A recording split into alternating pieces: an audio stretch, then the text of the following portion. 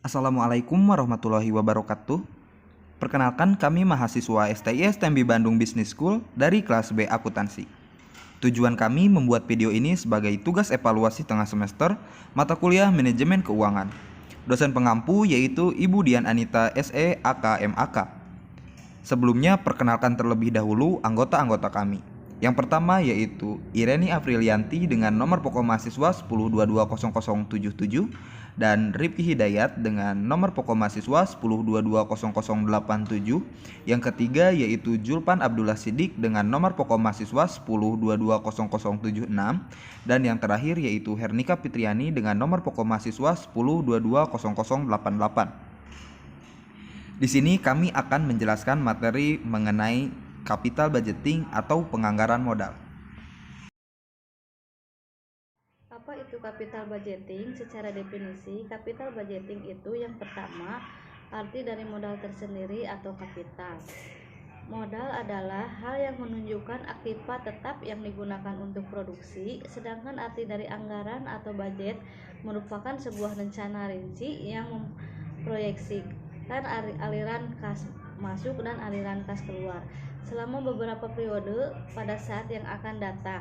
Jadi, capital budgeting adalah garis besar rencana pengeluaran aktiva tetap serta proses evaluasi dan pemilihan investasi jangka panjang yang konsisten terhadap maksimalisasi tujuan perusahaan.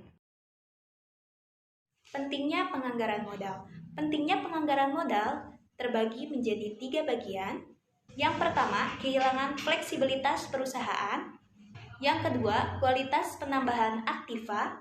Dan yang ketiga, pentingnya pengeluaran modal. Tahap-tahap penganggaran modal. Penganggaran modal ini, yang pertama, biaya proyek harus ditentukan.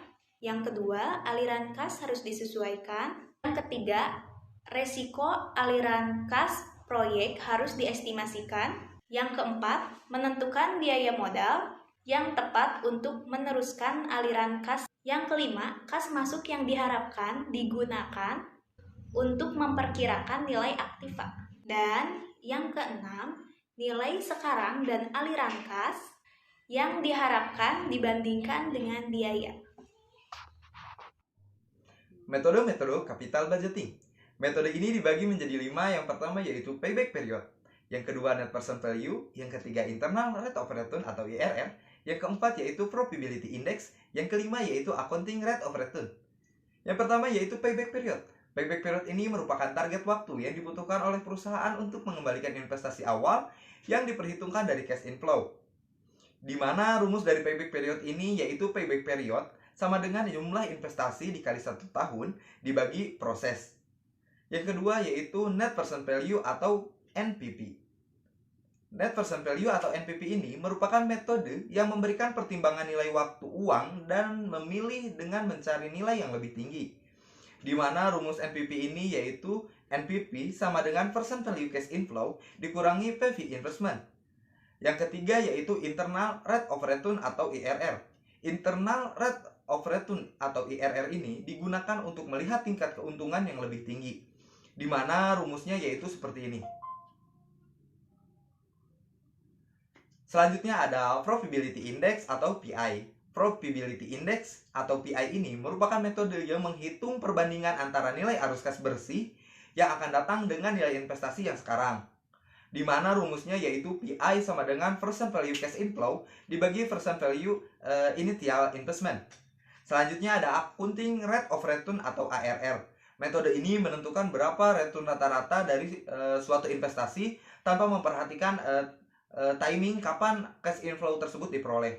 Metode ini hanya didasarkan atas laba akuntansi dibagi dengan investasi.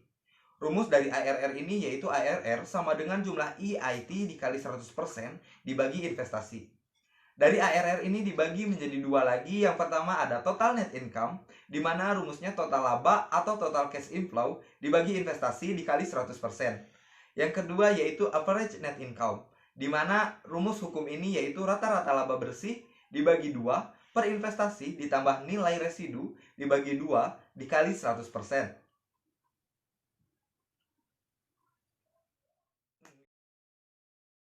Yang kami sampaikan dapat disimpulkan bahwa penganggaran modal atau capital budgeting sangatlah penting dalam menentukan alur kas, investasi, dan penanaman saham. Di mana bila penghitungan atau keputusan untuk mengambil penganggaran modal tepat, maka keuntungan untuk perusahaan akan meningkat.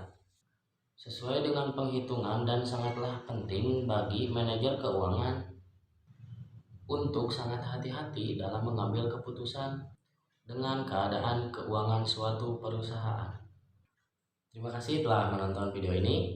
Jangan lupa like, komen, dan subscribe. Thank you. Assalamualaikum.